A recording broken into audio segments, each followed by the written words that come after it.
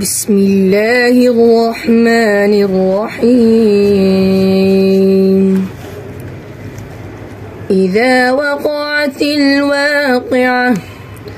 ليس لوقعتها كاذبة خافضة رافعة إذا رجت الأرض رجا وبست الجبال بسا فكانت هباء منبثا وكنتم أزواجا ثلاثة فأصحاب الميمنة ما أصحاب الميمنة وأصحاب المشأمة ما أصحاب المشأمة والسابقون السابقون أولئك المقربون في جنات النعيم ثلة من الأولين وقليل من الآخرين على سرر موضونة متكئين عليها متقابلين يطوف عليهم ولدان مخلدون بأكواب وأباريق وكأس من معين لا يصدعون عنها ولا ينزفون وفاكهة مما يتخيرون ولحم طير مما يشتهون وحور عين كأمثال اللؤلؤ المكنون جزاء بما كانوا يعملون لا يسمعون فيها لغوا ولا تأثيما إلا قيلا سلاما سلاما وأصحاب اليمين ما أصحاب اليمين في سدر مخضود وطلح منضود وظل ممدود وماء مسكوب وفاكهة كثيرة لا مقطوعة ولا ممنوعة وفرش مرفوعة إنا أنشأناهن إنشاء فجعلناهن أبكارا عربا أترابا لأصحاب اليمين ثلة من الأولين وثلة من الآخرين وأصحاب الشمال ما أصحاب الشمال في سموم وحميم وظل من يحموم لا بارد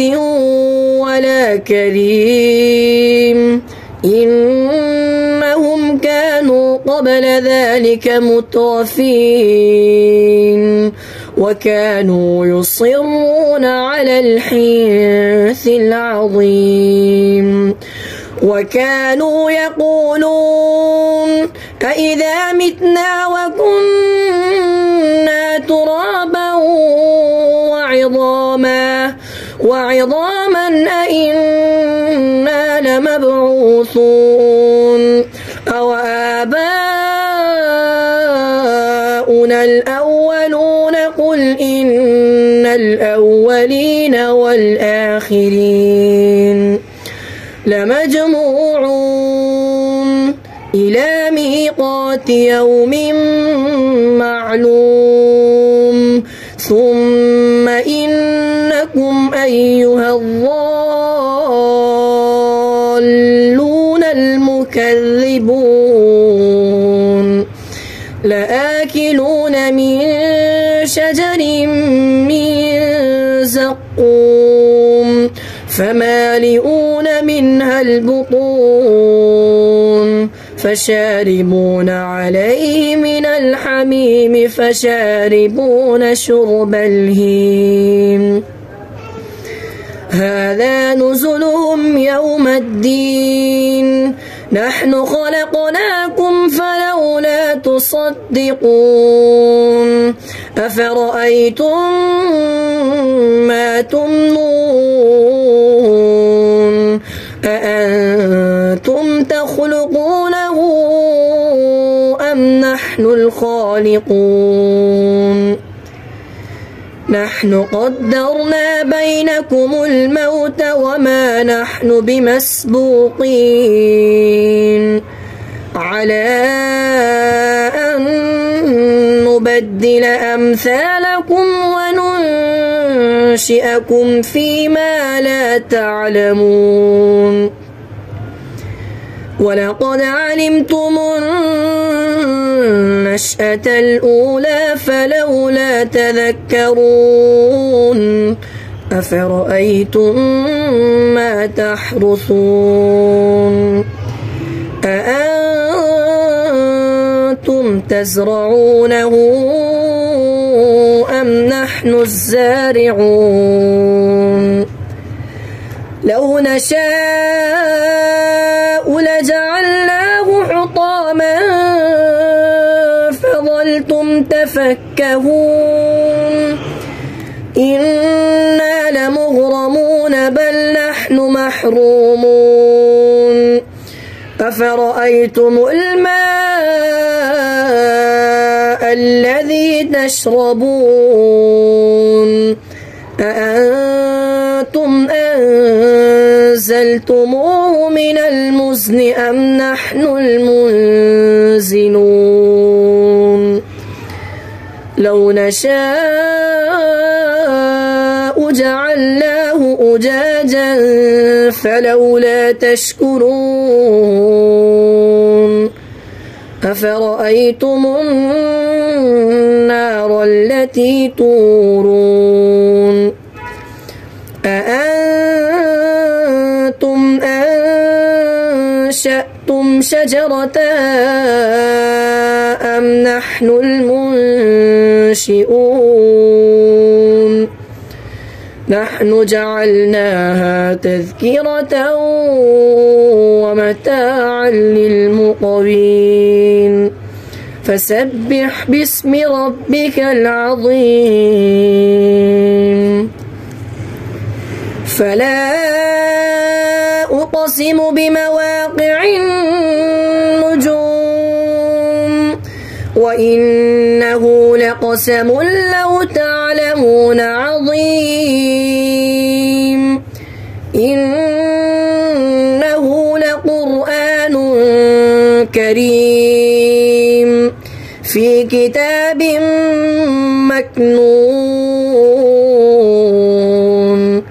لا يمسه إلا المطهرون تنزيل من رب العالمين أفبهذا الحديث أنتم مدهنون وتجعلون رزقكم أنكم تكذبون فلولا إذا بلغت الحلقوم وأنتم حينئذ حينئذ تنظرون ونحن أقرب إليه منكم ولكن لا تبصرون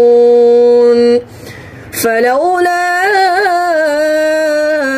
إن كنتم غير مدينين ترجعونها إن كنتم صادقين